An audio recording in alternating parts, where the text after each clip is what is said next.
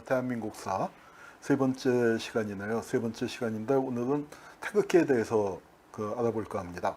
태극기는 정말 민족의 상징인가? 이걸 써놓고 이상한 얘기도 좀 듣기도 하고 그랬습니다만, 이 태극기가 어떻게 태어났는지 우리가 좀 제대로 알아야 할 것 같다 하는 생각에서 이것도 오래전에 썼던 글입니다. 월드컵이 이제 지나가고 아주 열기가 뜨거웠을 때 그 무렵에, 그래서 태극기 바람에 막 불 때예요. 그 이후에 적을 쓰고 난 다음에도 태극기가 정말 파란만장한 역사를 거쳐서 이른바 태극기 부대도 나타나고 그렇게 됐습니다. 그런 얘기는 뒤에 글을 쭉 읽어 나가면서 피하면은 중간에 넣고 아니면은 또 끝난 다음에 조금 더 말씀을 드리겠습니다. 이 태극기 하면은 이 국회 개양대에 이렇게 휘날리거나 아니면 또 저 앞에서 국회담 맹세 외치고 그랬었는데, 이 월드컵을 거치면서 태극기가 부쩍 가까워졌죠. 그러더니 미국에선 성조기 갖고 이제 만드는 게 많았는데, 이렇게 태극기 패션 열풍이 불어서 두건으로 스카프로 여러 가지 패션으로 나왔어요. 배꼽티도 나오고 여러 가지 옷들이 다양하게 나왔었습니다. 이런 역사가 있는데, 과연 국기란 무엇이고 언제부터 국기를 썼을까요? 조선시대에는 국기가 있었을까요? 우리가 국기 때문에 곤욕을 치는 사건이 있습니다. 국기가 꼭 아니었더라도 그 곤욕을 치렀었겠지만 바로 강화도제 운요 사건이죠.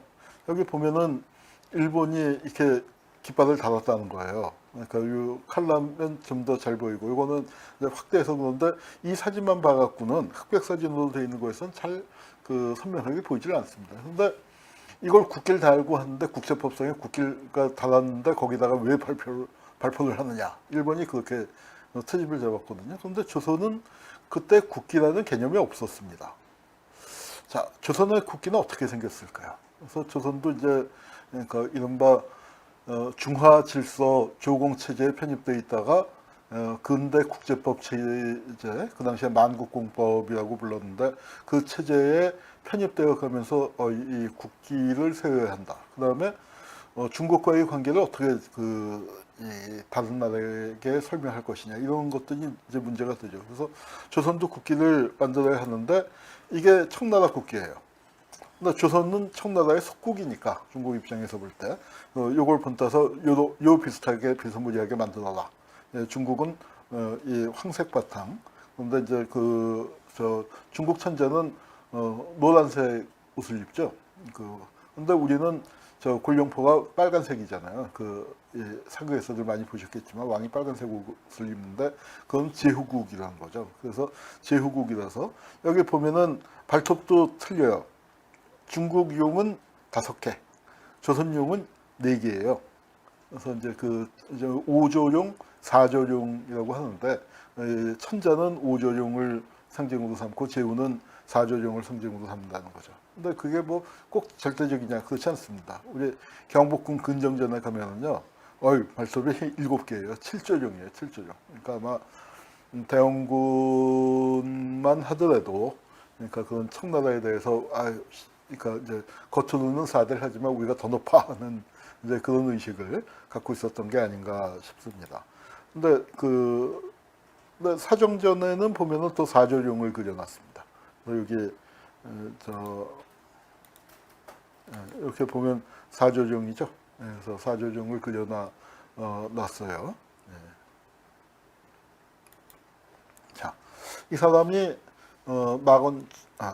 잠깐만요. 그 앞에 사진 배열이 잘못돼서 15번 사진, 요걸로 가죠. 이 사람이 황준헌이에요. 조선책략이라고 들어보셨죠? 김홍집이 순신사로 가서 갖고 온 게 조선책략이라는 책인데, 그 당시에는 굉장히 국내 조선으로 하여금 새로운 세계가 넓고 변했다. 조선도 거기에 대비해야 한다는 이제 그런 뜻이었는데, 거기 보면 국기를 만들어야 한다 하는 얘기가 나오면서 청나라 국기는 황룡기로, 조선의 국기는 청운 홍룡기로 해라. 이제 이렇게 했고, 거기에 이제 따라서 만든 게 아까 보셨던 요 청운 홍룡기, 푸른 구름에 이제 붉은색 용으로 그렇게 만들자 했었던 겁니다. 근데 이제 그걸 조선에서 싫다 이제 했더니 그럼 그 다음으로 나온 게 태극은 어떻소 하고 이제 마건창이가 제의를 했다는 겁니다. 그래서 중국 쪽 그 자료에 보면은 이제 인터넷 같은데 뭐 쉽게 찾아보실 수 있는데 한국이 왜 그 중국의 그 고대 중국의 상징인 주역에 나오는 걸 갖고 한국 국기를 만들었어 이제 이런 의문들을 또 많이 제기합니다. 그래서 뭐 조금 이제 우리 입장에서도 태극기 역사를 생각할 때 좀 그리고 통일 한국을 생각할 때는 좀 깊이 고민을 해야 할 부분이라고 생각을 해요. 그때 마건창이 제안을 한 건 태극 도설에 충실하게 따라서 이제 태극 8개를 사용한 거죠. 처음에 이랬다가 이제 태극을 이 물고기 모양으로 이렇게 물결 치는 것으로 바꿨다고 전해집니다. 그리고 요거 보면은 깃대가 지금하고 달리 이제 오른쪽에 가 있는 거였죠. 오른쪽에 가 있는 걸로 했었고, 이 주도니의 태극 도설을 반영을 한 겁니다. 근데 이게 태극기 그림 중에서는 제일 오래된 건데, 통상조약 장정한 휘편이라는 책에 수록되어 있는데, 그 태극기 모양을 이렇게 그렸는데, 괴가 청색이고, 그 다음에 물결이 훨씬 더 이제 심하게 치고 있죠. 우리는 지금 살짝 그 물결을 쳤는데 여기서 이제 훨씬 심하게 쳐져 있습니다. 그래서 여기 보고 저 태극기를 이제 거의 그림이 유사하죠. 유사한데 이거는 누가 그렸냐면 일본 외교관이 그린 거예요. 일본 외교관이 그려서 그 영국 공사가 조선 국기는 어떻게 생겼어 하고 문의를 하니까 이걸 그려줘서 이게 영국에서 발굴이 됐습니다. 그래서 아마 박영효가 사용한 태극기로 추정이 되는데 요거하고 뭐 거의 비슷하죠. 거의 비슷한데 괴가 청색으로 되어 있는 게 지금 사용한 거하고 다릅니다. 그리고 그러니까 아까 요게 보면은 글씨가 써져 있죠. 글씨가 이제 써져 있고 이것을 이제 우리 동국대 한철호 교수가 발굴해서 독립기념관에서 김상훈 관장 시절에 소개하는 행사를 가졌습니다. 그래서 그걸 논문으로 쓴 게 우리나라 최초의 국기와 통일교섭 통상 사무함은 제적 국기의 원형 발견과 그 역사적 의의 이제 이런 논문도 쓰고 그랬는데.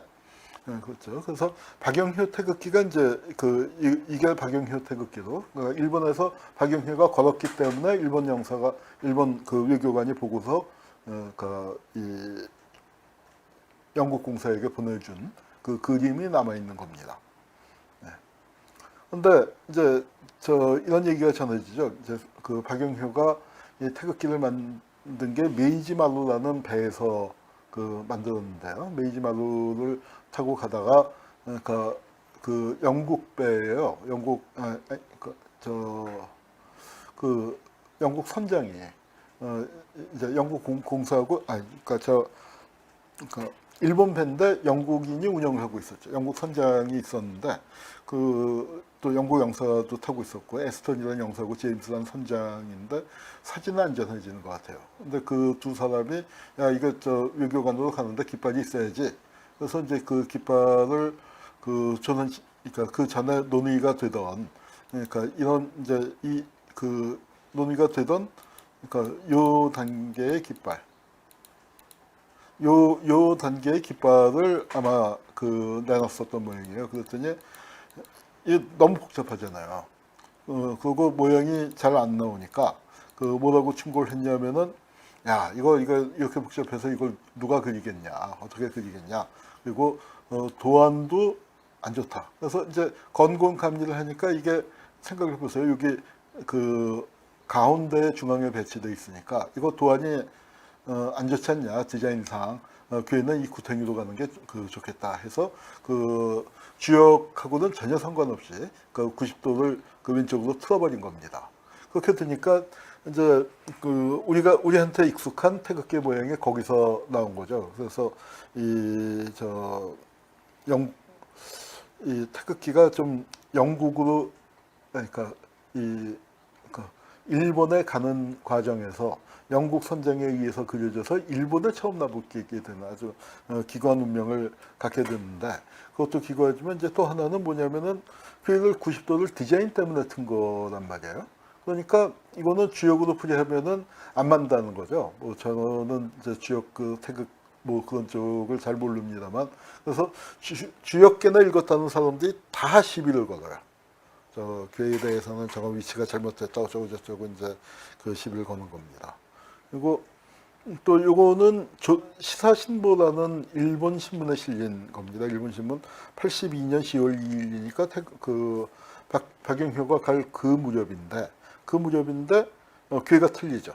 건곤감리가 아니라 진이 대신 들어가 있어요. 진간리가 그러니까 이렇게 그는 그대로 있지만 세 개가 틀리게 되어 있습니다. 그래서 이제 이게 시사신보에 실려 조선국기라고 나와 있는 거고요. 또 그 다음에 그 독립문에 있죠. 독립문이 그 독립협회가 만들어질 때 이제 세워졌는데 이게 비교적 오래된 건데 우리 교회의 위치가 지금 보고 있는 거하고 완전히 다르죠. 그러니까 이 태극 그 교회 자체가 뭐랄까요 원래 주역하고는 안 맞게 돼 있고, 주역계나 하는 사람들은 또 위치를 이렇게 잡자 저렇게 잡자를 또 우리는 지금 3, 4, 5, 6으로 돼 있습니다만 여기는 그러니까 4, 3, 5, 6으로 돼 있죠. 그래서 이제 이 태극기 교회 위치가 전혀 3, 4, 5, 6으로 이렇게 이제 그 우리가 지금 알고 있는 거하고는 전혀 다른 위치로 그 태극기가 되어 있습니다. 그래서 이제 그 지금 현재 표준 태극기고요. 또 태극기를 만드는 역사에서 이응준이라는 사람이 이제 마곤창하고 같이 협의를 했는데 이응준은 왜 역사에서 잊혀졌는가 뭐 이런 문제 제기도 있습니다. 이 배가 바로 박영효가 타고 간 그 배라는 거예요. 이게 이제 1951년에 침몰했는데 그걸 다시 인양을 해서 건져놨었는데 우리가 모르고 있었는데 그 한철호 교수가 찾아내서 이제 그 신문에 이렇게 크게 실렸습니다. 그래서 그거고 이제 또 뭐가 나왔냐면 박영효가 묵었었던 여관. 이 여관의 태극기를 이제 처음 개영했다는데 그 박영효가 남긴 사화기작이라고 일본의 사신으로 간 그 역사를 쓴 그 일기가 있거든요. 거기에 보면은 뭐 해석하기에 따라서 약간 다를 수도 있지만 여기에다 지금 서촌이라고 돼 있잖아요. 이게 이제 니시무라 여관에 묵었는데 요 여관의 깃대봉에다가 깃발을 걸었다. 이제 그렇게 되니까 아마 여기에다 걸지 않았을까 이제 추정이 됩니다.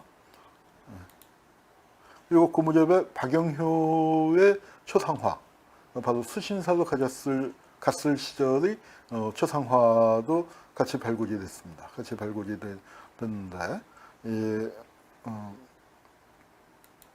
자, 이 박영효의 사진을 몇 장 모아봤습니다. 이게 좀 칼라인데 이런 칼라를 뭐라고 하냐면 채색 칼라라고 그래요.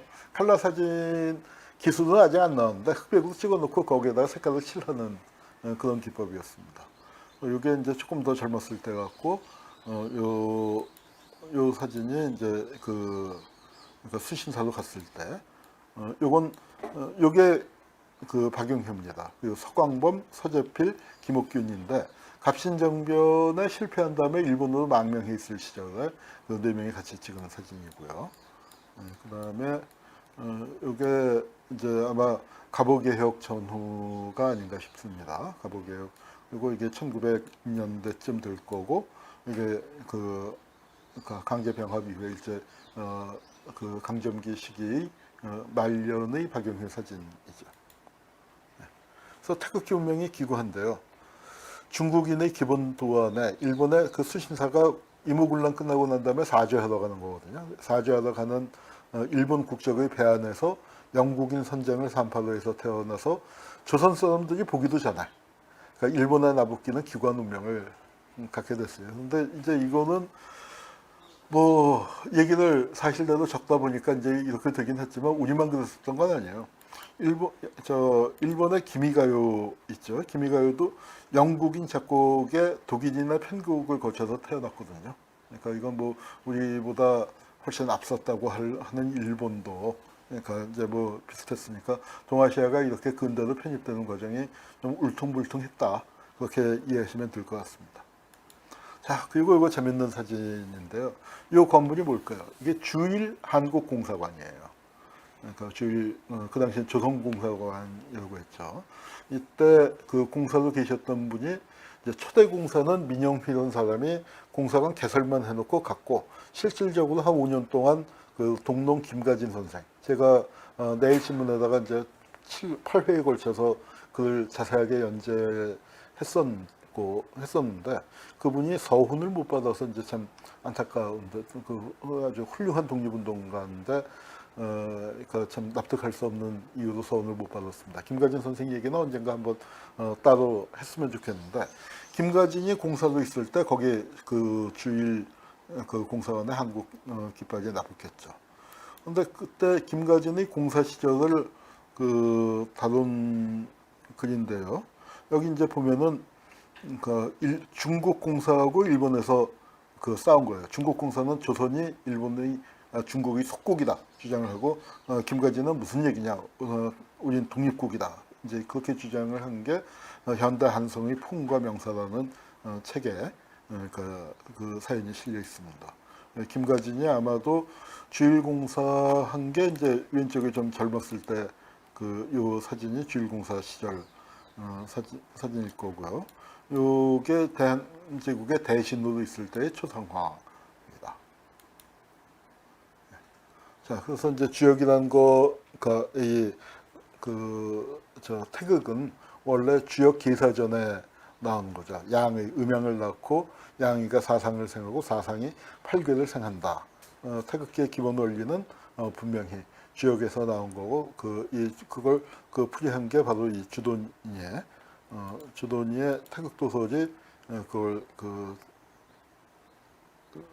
이제 제일 이 성리학 쪽에서는 제일 이제 가장 기본적인 해석서가 되는 겁니다. 그런데 이제 이렇게 되니까 우리가 사실은 태극이 중국에서 왔는데 그래도 국가를 세우면서 태극기를 쓰게 됐는데 이거 중국에서 왔다고 하기가 좀 그렇잖아요. 그러니까 그런 민족주의적인 발상으로 태극기의 한국화라고나 할까요?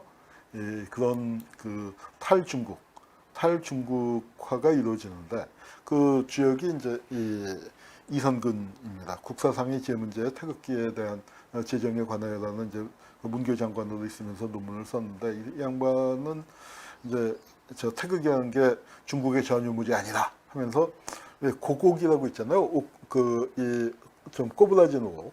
그거 다듬을 때 그거 많은데 그거 무지무지하게 많거든요. 근데 그걸 갖다가 태극이라고 주장을 하는 거예요. 그래서 뭐 고곡이 뭐 어디서나 다 나오잖아요. 미국에서도 나오고 멕시코 원주민에서도 나오고 뭐 고대 신라에서도 나오고 유럽에도 이제 바글바글하게 많이 나오고 하니까 이걸 뭐라고 했냐면 중국의 전유물이 아니라 상고인류 공통의 우주관이다. 이제 이렇게 많이 갖다 붙인 것 같습니다. 이 사람은 역사학자지만 이 군사 독재에 아주 빌붙었던 이제 그래서 이승만 정권과 박정희 정권 시절에 막강한 권력을 누렸었던 이데올로그라고 할 수 있습니다. 국방부 정훈국장을 지냈고 그다음에 민간인 학살 문제에서도 자유롭지 않고 국민방위군 사건 은폐에도 주역이고 하여튼 이 사람도 파란만장해석하게 다뤄볼 만한 사람입니다. 자, 이 이성근이 이제 한 게 뭐냐면 태극기 도안이 주역에서 나온 거 아니니까 주역 읽는 사람들 뭐 더 토달지 마. 그리고 문교부가 정한 대로 해. 그래서 국기도안의 역학적 해설을 고집하거나 함부로 내세우지 말아야 한다. 라고 단언을 했지만 뭐 그런 얘기는 끊이지 않고 주역 읽는 사람들이 끊이지 않고 했죠. 57년인가 우리 국기 보양회에서 국기 해설을 했는데 거기 보면은 단군 할아버지에다 붙이고 있어요. 단군 할아버지가 태극 사상을 만들었다. 이제 그렇게 주장하는데 그건 뭐 역사적인 근거는 아무것도 없는 거고요. 또 95년에 대한민국 국기 선양회라는 데서 태극기 변천사 전시회를 하면서 도록을 펴냈는데 거기에 1392년 바로 고려가 망하고 조선이 건국되는 해입니다. 그때 제작한 그 동종이 있다는데 그 동종이 이렇게 태극 문양이 선명하다고 지금 태극기죠, 지금 태극기처럼 거의 거의 유사한 그러니까 이런 문양이 그려져 있는 종이 있다라고 주장을 하는데 이거 실물이 나온 적은 없죠.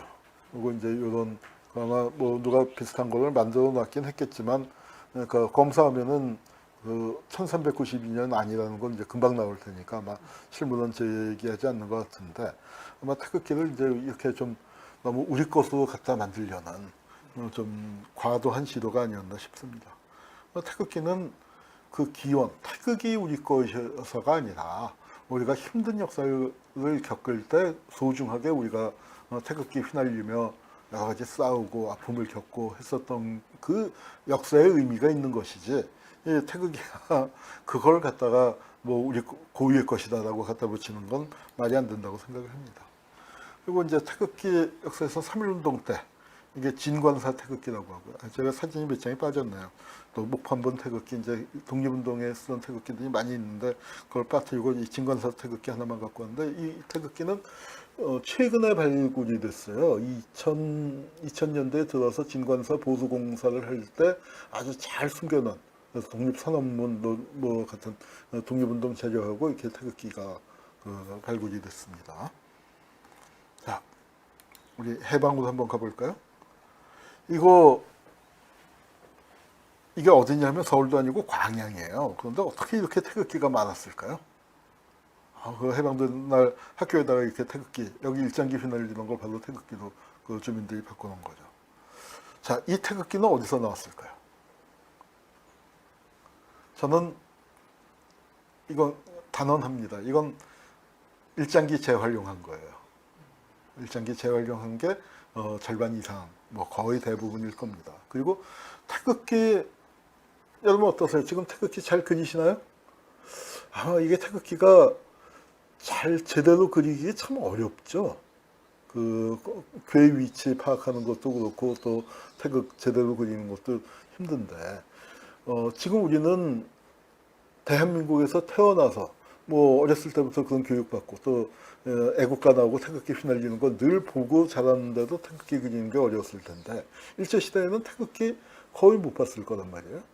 그리고 태극이라는 걸 나이 든 사람들이 알기는 알아도 그저 평생에 한 번 봤을까 두 번 봤을까 하는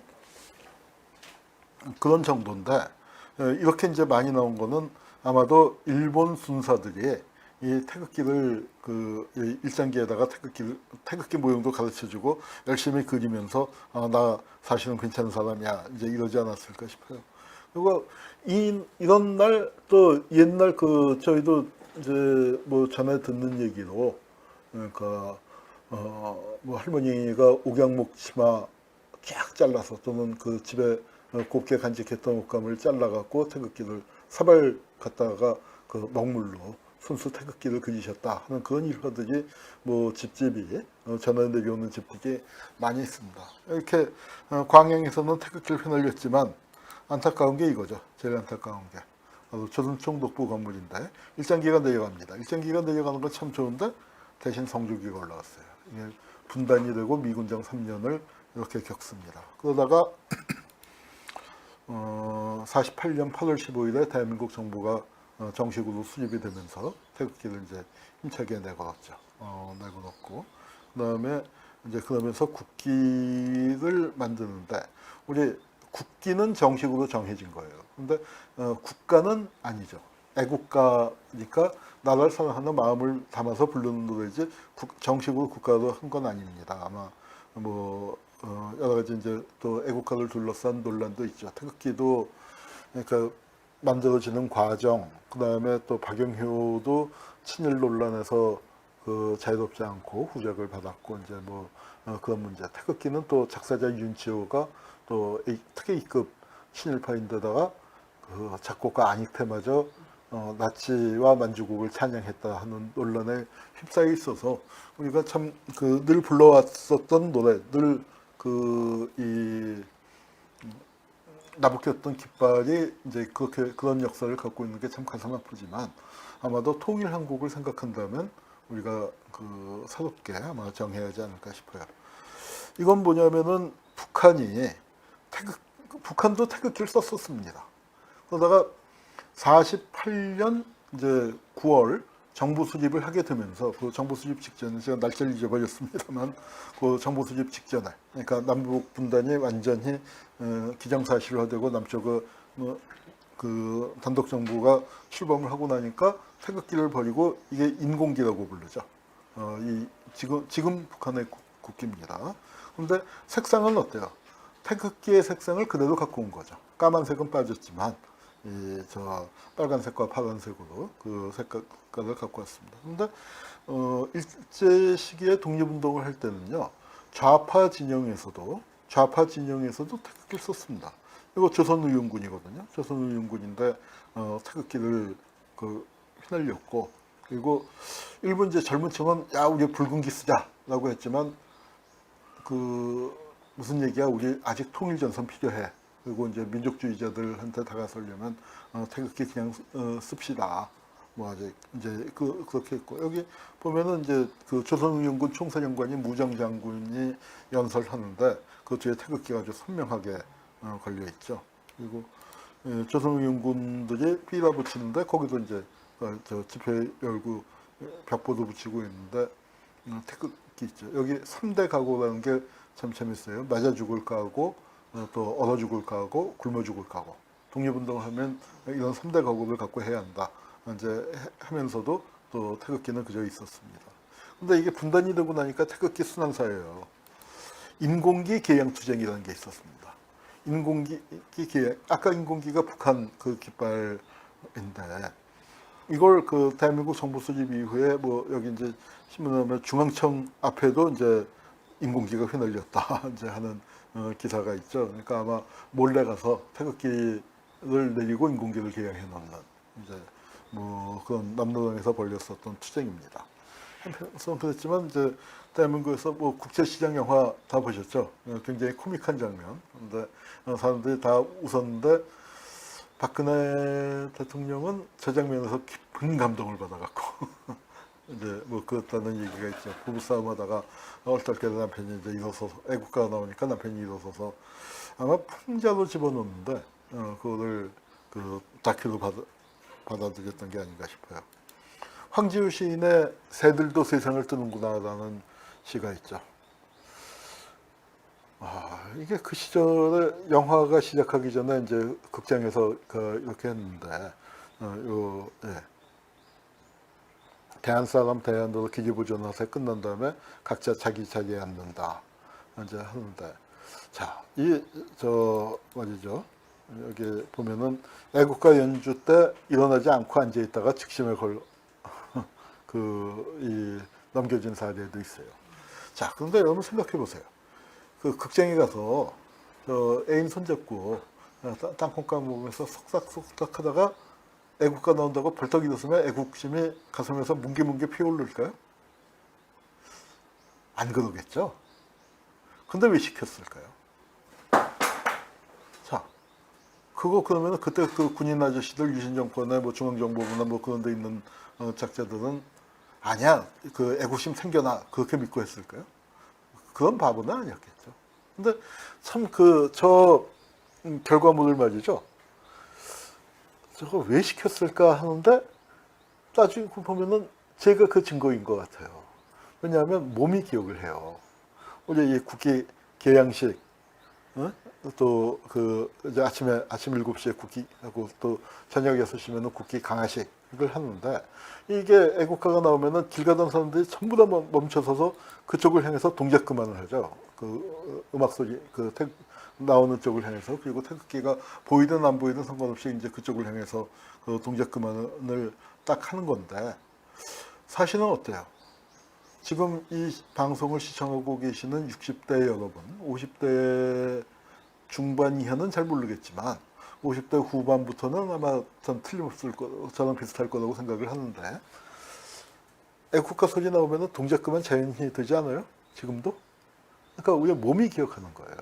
그러니까 이런 그 독재 체제를. 그리고 이런 방식은 사실은 사진을 아까 봤습니다만 일제의 그 한국시민서사라든가 일제가 그 동방유배라든가 그런 것들을 그대로 따라서, 그러니까 그 대상이 태극기로 바뀌었을 일장기에서 흰오마루에서 태극기로 바뀌었을 뿐이지 그 방식이나 그런 걸 그 강제하는 그 마음가짐은 똑같은 거였죠. 그러니까 박정희가 친일파라는 게 저는 바로 그런 일본 군국주의의 사고방식을 갖고 내용만 바꿔서 이제 했다 그겁니다. 그래서 이제 그 70년대 이렇게 하다가 그 없어졌죠. 그리고 그 서울운동장에서 야구 경기 할 때도 태극기 나왔어요. 반나 이제 우리가 그 한 게 아니, 한국이 국가대표 대항전을 할 때 태극기가 울리는 건 있을 수 있어요. 그럴 수 있다고 쳐요. 그런데 해태 타이거즈하고 삼성 라이온즈가 하는데 왜 거기서 태극기를 울려야 하는가? 차라리 밀양아리라는 거, 호남을 상징하는 목포의 눈물이 나오고 그런 거 하고서 이제 하면은 더 좋지 않았을까 생각을 해봤습니다. 그 시절의 일들이에요. 여호와의 증인이 국기에 대한 경례를 거부하다가 학교 잘리고, 제가 대한민국사에 지금 다시 읽어보니까 조금 약간 착각을 했었네요. 저는 이게 김해여고 사건이라고 해서 유명한 사건인데 이거 여호와의 증인인 줄 알았는데 신문 기사를 보니까 여기 그 여호와의 증인이 아니고 그 예장 고신파예요. 예장 고신파. 그러니까 훨씬 그러니까 국기에 대한 경례를 거부한 게 예장만 한 거 여호와의 증인만 한 게 아니고 예장 고신파 같은 데서도 예수교 장로회 쪽에 좀 보수적인 분들도 많이 했었던 거죠. 왜 우상 숭배다 이제라고 얘기를 하면서 그렇게 이제 거부를 했었는데, 이게 어떻게 됐냐면은 이게 제적을 당했어요. 그러니까 교칙 위반으로 제적을 당했어요. 그러니까 이 부모들은 헌법의 근거에서 어떤 양심의 자유 또 종교의 자유의 근거에서 재판을 했는데 국기 경례 거부 학생 제적은 당연하다. 판결이 이렇게 나왔습니다. 그래서 그때 이제 나온 얘기가 대한민국에서는 교칙이 헌법 위에 있다. 이제 그렇게 얘기를 했었죠. 국기에 대한 맹세를 많이 했는데 이제 이게 60년대 4.19가 나면서 없어졌다가 이건 50년대 거예요. 50년대 건데 우리는 대한민국의 아들, 딸, 죽음으로써 나라를 지키자. 우리는 강철같이 단결하여 공산 침략자를 쳐부수자. 그 다음에 이제 세 번째가 우리는 백두산 영봉에 태극기 날리고 남북통일 완수하자. 자, 남북통일이라는 게 바로 조갑제식 남북통일. 그건 뭐냐면은 주석궁에 탱크 몰고 들어가고 백두산 영봉에다 태극기 꽂는 게 통일이다 이거죠. 그러니까 남과 북이 같이 대립을 없애고 둘이 공존하고 화해하고 하는 게 아니라 완전히 군사적인 점령 내지는 흡수 통일을 상징하는 거였습니다. 이게 이렇게 50년대에 나온 책들을 보면은요, 그 책들마다 이렇게 다 그 뒷페이지에 다 찍혀 있었어요. 다 찍혀 있어서 모든 책에 이렇게 반공 교부만 찍히는 게 아니고 50년대에 나온 거의 대부분의 책에 다 찍혀 있다가 60년대 들어서 없어졌습니다. 그리고 국기에 대한 맹세가 그전에 나는 자랑스러운 태극기 앞에 조국과 민족의 무궁한 영광을 위해 몸과 마음을 바쳐 충성을 다할 것을 굳게 다짐합니다. 제가 72년에 제정이 됐네요. 유신이 나던 해에 제정이 됐습니다. 그런데 이제 그게 무려 35년, 일제 36년만큼의 시간이 흐른 다음에 없어진 게 아니고 자유롭고 정의로운 대한민국, 조국과 민족이라는 표현을 이 조국이란 말을 우리는 스스럼 없이 쓰지만 미국에 가봤더니 기겁을 하는 단어더라고요. 파더랜드라는 게. 그러니까 바로 나치 용어 아니냐. 이제 그런 식으로 기겁을 하고. 그래서 여기 대한민국이라는 게 자유롭고 정의로운이 들어가야 한다.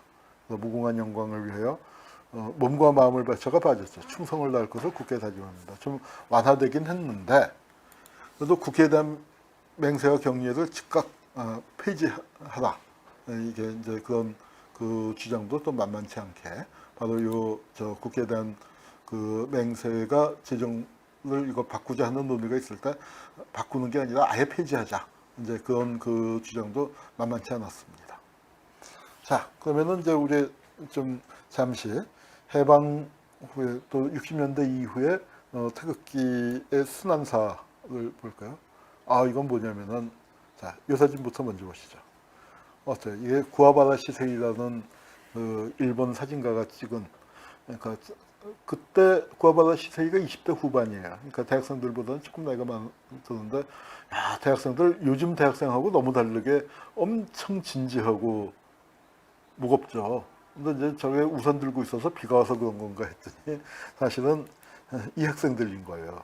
이게 뭐냐면 서울대 그때 서울대가 대학로 동숭동에 있었는데 지금은 거기 이제 복개를 해갖고 그 없지만 개천이 있었습니다.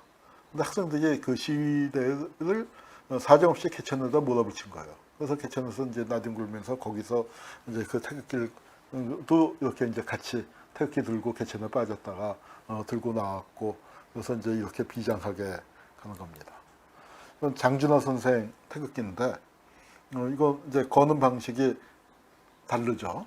그러니까 아마 임시정부에서는 이렇게 걸었었던 것 같아요. 근데 제가 언젠가 사진을 보니까 요게 이제 그 당시에 그 대한민국 정부에서 태극기를 새로 개양할 때 방식입니다. 근데 이 그 윤봉길 의사 이게 이제 거꾸로 걸렸다고 이거를 뒤에다가 그림을 지워갖고 그림을 바꿔서 칠해놓은 그런 사진을 본 적이 있습니다. 제가 급하게 찾다가 못 찾았는데 하여튼 근데 장준하 선생, 그 백범 선생이 같이 사진 찍으셨잖아요. 이 태극기를 장준하 선생한테 물려주신 거예요. 그러니까 장준하 선생이 광복군으로 이 일본군에서 탈출해서 중경 임시정부에 왔을 때 백범 선생이 대단히 기뻐하고 이 장준하한테를 총애했고 또 귀국해서도 장준하를 비서로 데리고 계셨죠. 사실은 장준하 선생이 백범을 버렸습니다. 왜냐하면은 장준하 선생이 진짜 극우파예요. 백범도 극우파지만 백범보다 더해요. 그래서 그 남북 협상을 가니까 빨갱이들이랑 무슨 협상이야 하고 백범하고 결별을 했습니다. 그렇지만 이 장준하의 인물됨을 알아서 야, 너 태극기 갖고 와. 뭐 이제 그러지는 않으셨던 것 같아요. 그래서 이제 태극기를 갖고 계시다가 장준하 선생님이 무슨 예감을 하셨는지 돌아가시기 한 열흘쯤 전에 이 태극기를 이화여대 박물관에 기증을 합니다. 이화여대 김옥길 총장, 그분이 이제 민주화 쪽에 큰 인물이었고, 그래서 김옥길 총장한테 김 총장이 맡아주시오 하고 태극기를 이제 갖다 드렸는데, 한 열흘 만에 그 태극기가 다시 나온 거죠. 장준하 선생의 장례식. 제가 어렸을 때, 고1 때지만 이 장례식을 갔었습니다. 가서 이 태극기를 봤었던, 그때는 이 태극기가 그 윤봉길 의사 태극기인지 물론 몰랐었지만 나중에 이 사진을 보면서 여러 가지 느낌이 들었습니다. 그 다음에 이게 광주, 1980년 광주에서 이렇게 돌아가신 분들한테 태극기, 그러니까 광주시는 태극기가 동이 났다고 그래요. 태극기에서 이렇게 다 하나씩 덮어드렸는데, 왜 그 망월동 묘역에서 이제 그 구묘역하고 신묘역이라고 봅니다. 지금 국립묘지로 된 걸 새로 조성을 했잖아요. 그전에는 저 구석에 좁게 이제 모셨었는데 그 국립묘지를 새로 조성을 하면서 이장을 할 때 파봤더니 태극기가 나오는 거예요. 우리 불후라는 말을 쓰죠. 불후의 명곡. 그럴 때 그 후가 썩을 후자거든요. 그러니까 썩지 않는다. 불후의 태극기. 진짜 문자 그대로 불후의 태극기로. 이게 20년이 넘게 그 땅속에 묻혀 있었는데, 그런데 그 이장을 할 때 태극기가 하나도 썩지 않고, 그래서 여기 이 피에 물든 태극기를, 그러니까 그 망월동 전시관에 전시하고 있습니다. 이 태극기와 더불어서 우리가 얘기해야 할 게 성조기 문제를 들 수 있죠. 이게 이제 1980년 광주를 겪고 난 다음에 우리에게 미국은 누구인가 하는 그 질문을 던지게 됐어요. 그러면서 이 학생운동을 중심으로 반미운동이 거세게 일어나기 시작을 했습니다. 그래서 반미운동의 상징으로 성조기를 불태운다든지 이 성조기를 이거는 이제 깃발을 해놓고 또 실제로 이제 그 페인트로 그 아스팔트에다 칠해놓고 학생들이 밟고 다니게 통학로 쪽을 뭐 그런 일들이 많이 있었습니다. 미국 사람들이 보면은 기겁을 했겠죠. 그런데 자 이렇게 한 사람들이 전부 다 잡혀가서 국가보안법 위반으로 처벌을 받았어요. 근데 재밌는 건 미국에서는 성조기 불태우는 게 합법입니다. 미국 사람들 싫어하죠. 물론 싫어하죠. 그런데 미국을 어떻게 얘기했냐면 미국이 왜 위대하냐? 성조기를 태울 수 있는 자유가 있는 나라이기 때문에 미국이 위대한 것이다.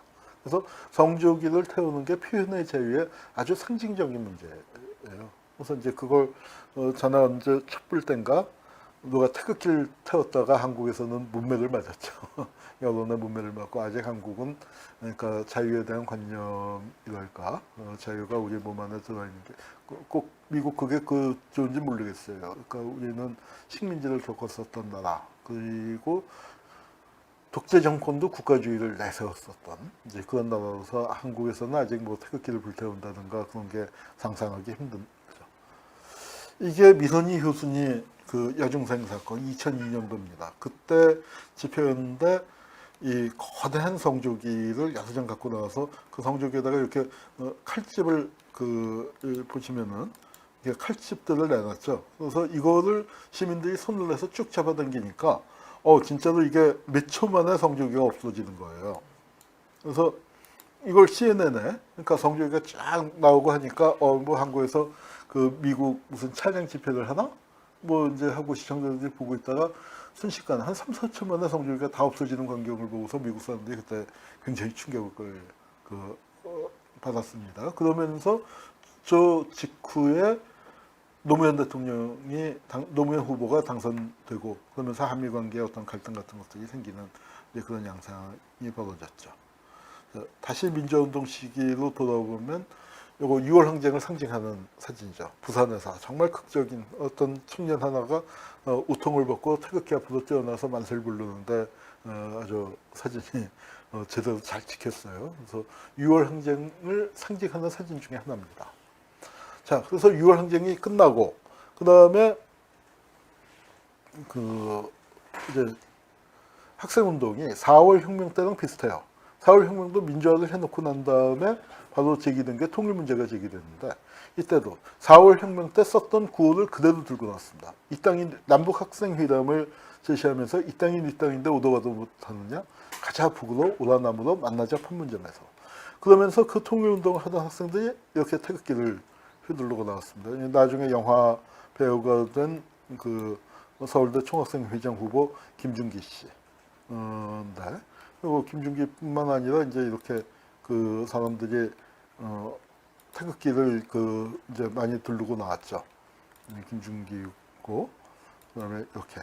그래서 그러니까 학생 운동도 태극기를 들고 나오는 세상이 됐다 했는데 그 무렵에 NL 쪽의 민족주의 열풍으로 애국이란 무엇인가? 이건 제일동포가 쓴 책이에요. 이 한동민이라는 이름으로 나왔는데 실은 제일동포 배동호 선생. 배동호 선생도 민단 단장을 지냈죠.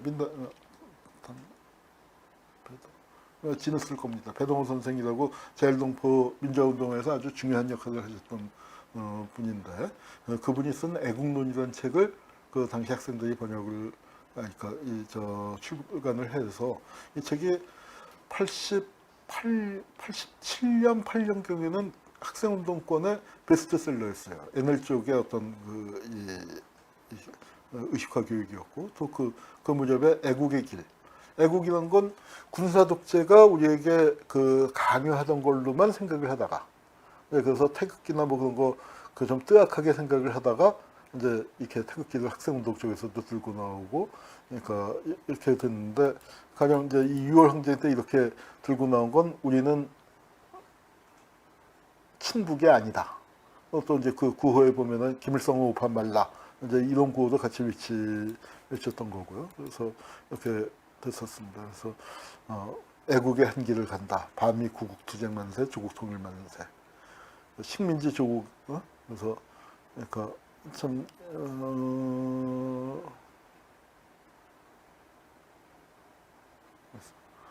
그래요.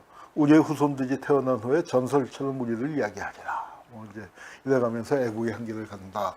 이렇게 갔었죠. 그러다가 이제 90년대에는 좀 소강 상태였다가 2002년 월드컵을 거치면서 태극기가 정말 그쫙 대중 속으로 내려오고 근엄한 것이 아닌 게 됐고, 또 2002년 월드컵이 준 게 광장이 우리 곁에 돌아왔죠. 2002년 월드컵의 경험이 없었으면은 우리가 촛불 시위가 과연 있었을까? 우리가 광장에 이렇게 올 수 있었을까? 그럼 광장이라는 게요. 그전에는 무슨 광장이냐? 5.16 광장이에요. 5.16 광장, 여의도에. 그 광장은, 그러니까 여의도 전체가 아스팔트, 커다란 아스팔트 광장이었는데, 그 광장은 동원의 광장이었죠. 우리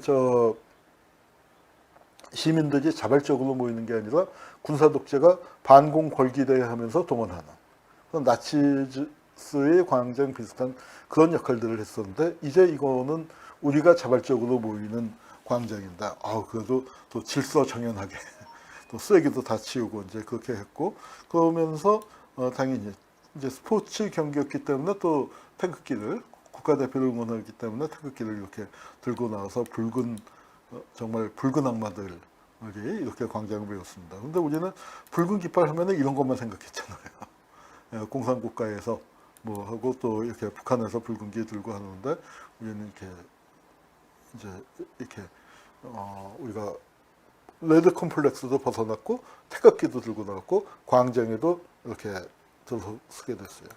그 무렵에 나와서 논란이 됐었던 뭐 김동성 선수가 태극기를 던졌네 안 던졌네 하는데, 하여튼 오노한테 이제 오노 사건이랑 겹치면서 하여튼 이게 이제 태극기가 논란이 많이 됐었고요.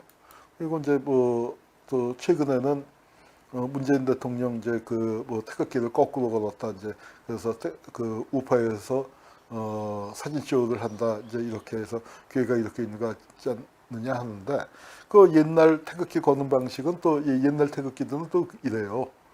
그리고 이 태극기 다양한 거, 이건 또 이탈리아전 때 아마 제 사진을 잊어버리고 못 갖고 나왔습니다만, 경기장에 붉은 악마들이 다양한 태극기를 쫙 기양한 적이 있었어요. 그것도 참 장관이었고, 그런 사진들인데, 이렇게 보면은 청색이 없는 그 태극기들도 좀 있죠. 우리 임시의정원 태극기나 6.25 당시에 썼던 태극기들 중에. 그리고 이제 학도병 서명 태극기, 광복기념 태극기들이 있는데, 이거는 또 일장기에다가 서명하는 거랑 또 문화가 좀 비슷하지 않나, 이제 그런 생각도 좀 듭니다. 그래서 태극기를 이제 경건주의를 벗어나서 태극기가 우리 곁으로 온 건 이제 좋은데, 이렇게 우리도 태극기를 많이 드는데, 이제 우리가 생각해봐야 할 게, 우리는 태극기 드는 걸 너무나 당연하게 여기는데, 이게 이제 이 문법이 과연 일본의 군국주의 또는 나치즘하고 이게 같은 것인가 다른 것인가, 뭐 우리가 하니까 괜찮고 일본이 하면 안 되는 것인가, 또 우리 문화 속에는 과연 대한민국을 이렇게 외치는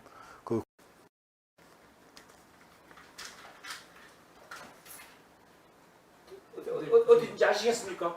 예. 연결이 예. 무슨 기사? 예. 자, 이 한참 강연을 하고 있는 중에 인터넷이 끊겼던 모양입니다. 그 뒷부분이 끊겨서요. 그걸 다시 방송을 하고 저희가 녹화를 안 해놨기 때문에 다시 강연을 해서 그 부분을 메꿔서 동영상 나중에 이제 올릴 때는 합쳐서 올리도록 하겠습니다.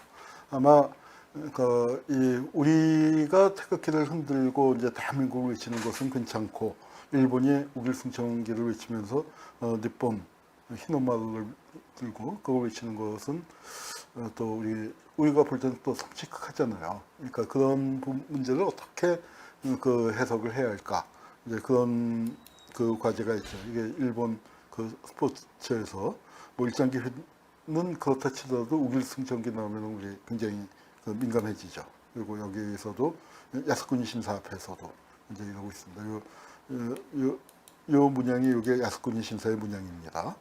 그 앞에 있죠. 자, 그리고 이제 우리 태극기 부대, 뭐 태극기 부대 얘기는 뭐 길게 안 해도 여러분들이 다 잘 아실 겁니다. 태극기가 그 이들의 어떤 그 상징물이 돼버렸고요. 그 다음에 여기 보면은 이제 뭐 김진태도 있지만 여기 서석구 변호사인데 젊었을 때는 부임 사건 당시에 이호철 씨 국가보안법 위반에 대해서 무죄를 때린 나름 그 당시에는 정의 높고 용감한 그 판사님이었는데 어떻게 이제 이렇게 극우가 됐어요. 극우 변호사가 돼갖고 태극기 부대에 앞장을 서고 있는데 뭐 그래서 늘 이렇게 태극기 그 감고 나타나고 헌법재판소에도 이러고 나타나는데 어제 우동을 드시러 와서 이렇게 해서 이제 네티즌들의 집단 공격을 받았죠. 태극기가 뭐 우동 먹을 때 두르는 냅킨 같은 거냐. 이제 그런 비판을 받았습니다. 우리 태극기 부대로부터 태극기를 구해내는 게 굉장히 중요한 과제가 된 것 같아요. 우리 전호영 박사 트위터에서 아주 그 맹활약을 하고 있는데 전호영 박사가 그 보다 못해서 이 태극기 부대 얘기를 트위터에 날렸었던 것 같아요. 트위터 치고는 조금 길지만 이게 박근혜 열성 지지자를 태극기 부대라고 하는데 이거 너무 오해가 많다. 너무 높이 평가하는 거다. 그리고 상식적인 사람들이 태극기에 대한 감정이 싫어지는. 그러니까 지금 그 태극기 부대 나온 다음에 태극기 싫어하는 사람들이 또 주변에 젊은 층에 특히 많아요. 그래서 말을 바로 잡아야 한다. 그래서 이거는 그리고 이제 태극기 부대가 태극기만 들고 나온 게 아니잖아요. 성적의 이스라엘기까지 들고 나오는데 위에서의 추종 극우 세력 아니냐. 반민주 반평화 극우 세력이다. 그래서 우리가 이름을 바로 잡아야 한다. 극우는 극우라고 불러줘야 한다. 이제 얘기를 했습니다. 우리 그 태극기 저는 이 태극기가 우리 이렇게 이제 오늘 그 1시간에 걸쳐서 쭉 얘기 들어보셨으면은 그렇죠. 그러니까 우리가 인정하고 싶지 않은 불편한 역사들이 참 많아요. 그러나 이제 그리고 또 그다음에 탄생 자체가 우리 민족의 고유의 것이라기보다는 중국 것 갖고 와서 중국 애들이 밤낮 뭐 어쩌고 저쩌고 또 얘기를 하고 있는데 그럼에도 불구하고 태극기가 만들어진 이후에 지금부터 한 140년 가까운 세월이 흐르는 동안에 우리 민족의 영욕이 태극기에 고스란히 담겨 있습니다. 그런 점을 감안한다면 태극기를 쉽게 바꿀 수 있는 건 잘 아니라고 생각을 해요. 바꿀 수 있는 계기는 아마 통일이 되는 그날 또는 통일이 가까웠을 때 그때는 남과 북을 포괄하기 위해서는 태극기가 아마 그 사명을 다하고 그때는 이제 그 교체되는 게 마땅하다고 그 새로운 국기를 통일된 한국을 남과 북을 포괄하는 새로운 국기 아니면 뭐 복잡하지 않게 우리 단일기 쓰고 있지 않습니까? 그러니까 아마 남쪽은 태극기 쓰고 북쪽은 인공기 그냥 쓰고 근데 이 어떤 그걸 지역 깃발로 두고 그다음에 어떤 통일 한국의 깃발로는 단일기를 쓰는 방안이 있을 수 있을 거고 국가도 아마 그 비슷하게 이제 바꿔야 할 겁니다. 국가는 아리랑 이 헝가리에서 사고 난 다음에 교민들하고 헝가리 시민 수백 명이 모여서 그 다리 위에서 그 아리랑을 부르는 뭐 아마 들어보신 분들 많을 텐데 굉장히 너무 뭉클하고 찡하고 울컥한 그 느낌이 많이 들었습니다. 아리랑도 좀 그러니까 국가로서 어떨지 모르지만 그 헝가리에서 들리는 하니까 아주 장엄하고 무게 있고 좋더라고요. 그래서 우리 정서도 잘 남고 있고요. 그래서 이제 그런 시절이 오면은 태극기와 국가가 바뀌어야겠죠. 애국가는 태극기에 비해서는 조금 더 왜냐하면 법률적으로 그 대한민국의 국가가 아니기 때문에 그냥 애국가 상태이기 때문에 조금 더 바꾸는 게 쉽지 않을까 싶습니다. 이 애국가도 문제가 많죠. 작사자가 친일파였던 윤치호임이 거의 확실하고 그다음에 작곡가 안익태는 이 나치즘을 찬양하고 또 친일 논란이 있기 때문에 뭐 그런 문제 한신대학의 이혜영 박사가 열심히 조사해서 밝혀내고 있습니다. 그래서 아마 애국가는 태극기보다 먼저 바꿔야 하지 않을까 생각을 합니다.